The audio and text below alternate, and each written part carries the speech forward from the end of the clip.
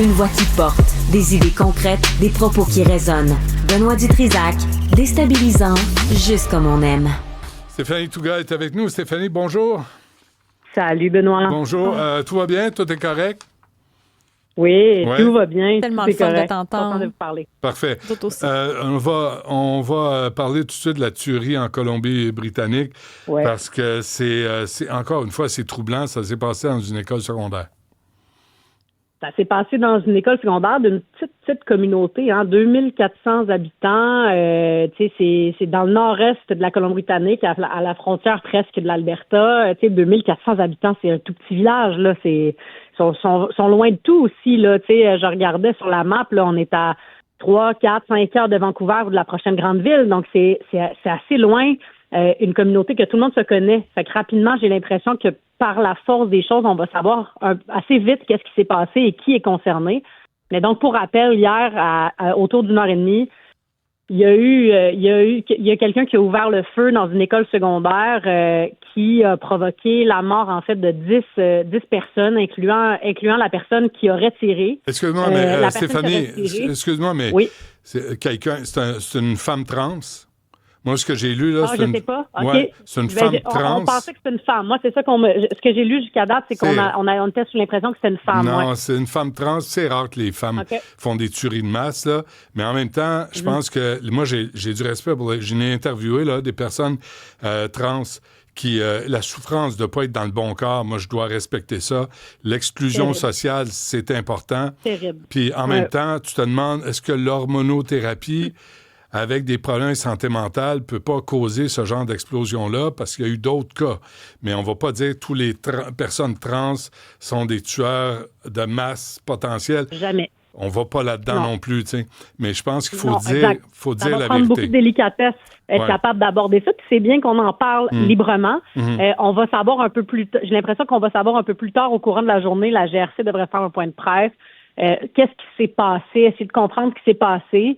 Le lockdown, donc, de l'école s'est terminé en fin d'après-midi. Est-ce que ça se pourrait même que cette personne-là, c'est une ancienne élève, là? On sait pas si c'est une ancienne prof, un ancien employé, on sait pas. Fait que, mais ce qu'on sait, par exemple, c'est qu'il y a 10 personnes qui sont décédées de cette tuerie-là. C'est la deuxième plus grande tuerie de l'histoire du Canada dans un milieu scolaire suivant, on se rappellera, Polytechnique, il y a ça 37 ans maintenant. Ouais. Donc c'est une catastrophe. Franchement, je regardais aussi les déclarations des gens. M. Legault a réagi, M. Poilievre aussi. Tout le monde semble vraiment ébranlé. Comment ne pas l'être dans un contexte où quelque chose qui se passe comme ça au Canada, ça arrive pas souvent chez nous. Tu sais, à presque à tous les jours, là, il y a des incidents violents aux États-Unis. Ou des événements, pas des incidents, des événements violents aux États-Unis de cette nature-là, des gens qui ouvrent le feu ou de la vraie violence, des gens qui décèdent dans le milieu scolaire, des enfants. Mais chez nous, au Québec, en tout cas, c'est arrivé c'est pas arrivé souvent, tu sais. Il y a eu Concordia, Stéphanie. Il y a eu Dawson. Exact. Il y a eu 3 cas au Québec, là, à notre connaissance. Mais de viser des écoles, des universités, je trouve ça toujours troublant. Là. Il y a eu des cas aux États-Unis, comme tu mentionnes, où vraiment ils s'en sont pris. Il y en a tous les jours aux États-Unis, presque. Aux enfants du primaire, c'est effroyable. Et dans une si petite communauté, l'effet doit être explosif. Là. Il y a 10 morts, 25 blessés. C'est pas... Puis si t'es blessé par balle, c'est pas un ongle incarné. Ouais, c'est ça. Non, exactement. Là, le premier ministre puis le gouvernement a tout mis sur pause, évidemment. C'est drôle de timing aussi, drôle de moment, parce que le gouvernement s'apprêtait demain à annoncer sa stratégie industrielle de défense. C'était le premier ministre Carney et Mélanie Joly qui devaient se rendre à Halifax demain pour parler de défense, pour parler dans le contexte du réarmement aussi, dans un contexte où il y a des tensions partout sur la planète, y compris avec notre voisin du Sud. Donc, c'est comme un drôle de moment. Cette stratégie-là, évidemment, ne sera pas annoncée demain dans la foulée de la tragédie. C'est comme difficile de pas faire le parallèle. D'un côté, on vit une tragédie, des gens qui décèdent à cause d'armes à feu, puis le lendemain, on était censé annoncer une stratégie d'investissement de milliards de dollars en défense. Tu me diras que c'est 2 sujets, mais ça reste 2 sujets qui sont liés. Là, on parle de réinvestissement massif dans les armes, on parle de réinvestissement massif où le contexte aussi est pas à sortir de ce qui s'est passé ce matin. Il y a un contexte où les gens y en arrachent, là, tu sais, économiquement, socialement, mentalement. Les gens y en arrachent. Le sentiment de bonheur des gens diminue, le stress, l'anxiété. Donc il y a comme beaucoup d'éléments qui doivent nous faire réfléchir. Après, on en saura un peu plus aujourd'hui sur les motifs ou dans les prochains jours sur les motifs de cette personne-là. Pourquoi elle s'est rendue puis qu'elle a posé ce geste complètement odieux. Je me mets dans la peau des parents de ces enfants-là, de cette école-là, puis pour vrai, ça glace le sang, ça m'agorge nous. Fait que je peux même pas l'imaginer, mais c'est ça. Il y a un contexte en ce moment qui fait peur un peu, puis d'un côté de la bouche, on parle d'armement, puis de l'autre côté, on dénonce une tragédie. Il y a quelque chose d'un peu, je sais pas, qui donne le vertige. Et là-dedans, à travers tout ça, des problèmes de santé mentale qui n'ont pas été... de toute évidence gérés, là, ou en tout cas traités. Parce que absolument. Si tu prends une arme à feu, tu vas tirer n'importe où, tu veux tuer du monde, tu as un problème de santé mentale d'emblée. Il y a quelque chose qui ne va pas. Ouais. C'est clair. Exactement. Puis ça, c'est toutes des catastrophes pour notre société. Ouais. Est-ce que la CAQ est en train d'imploser, Stéphanie? Changement de sujet. Est-ce que la CAQ est en train d'imploser? Donc, plus près de chez nous, la course à la chefferie. On en a parlé hier avec Isabelle, qui était excellente d'ailleurs quand elle était remplacée.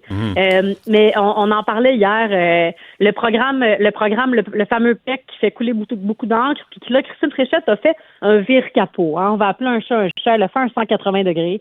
Elle avait dit... c'est la fin du PEC, pas de clause grand-père pour les gens qui sont ici, on passe à un autre appel. Finalement, hier, par la voie des réseaux sociaux, elle a émis la déclaration elle a émis une déclaration en disant « Écoutez, j'ai fait la tournée, j'ai parlé avec les membres de mon caucus, la trentaine de députés qui m'appuient, j'ai fait une tournée des régions, puis ce qu'on me dit, c'est que notre position, elle doit être révisée. » Puis elle fait carrément un 180 en disant « On va garder le PEC pendant 2 ans de manière transitoire jusqu'au prochain programme. » Et ce que je trouve intéressant dans ce qu'elle dit, c'est pour chaque personne de plus qui vont rentrer à travers le PEC, ce nombre-là sera déduit du prochain programme. Donc, l'objectif, c'est pas d'augmenter les seuils d'immigration, mais simplement d'être sensible que les gens qui sont présents sur le territoire devraient avoir une espèce de clause de droit acquis pendant 2 ans. Excuse-moi, la situation. Mais tu parles de combien de personnes? Est-ce qu'on peut le savoir? Parce que personne ne le dit. On ne le sait pas. Non, on le sait pas. On n'en a aucune idée. Puis les chiffres que M. Drainville dit, puis les chiffres que Mme Fréchette dit, puis les chiffres que M. Roberge dit, ce ne sont pas les mêmes chiffres. On entend un paquet de chiffres qui circulent. C'est pour ça qu'hier, je te disais, pour moi, ça devrait pas être un enjeu partisan de course à la chefferie. On parle de vrai monde, puis là, on veut savoir c'est qui, puis combien. Puis ça, c'est un enjeu gouvernemental. Ça aurait dû être une décision de François Legault, de son gouvernement, de dire, OK, là, on change notre fusil d'épaule.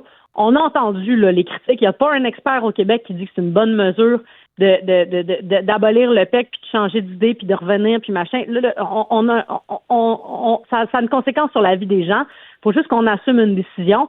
Puis voici l'heure juste. Voici les chiffres. Tu as raison de poser la question. Mais François Legault, là, il ne peut plus rien faire. Pourquoi?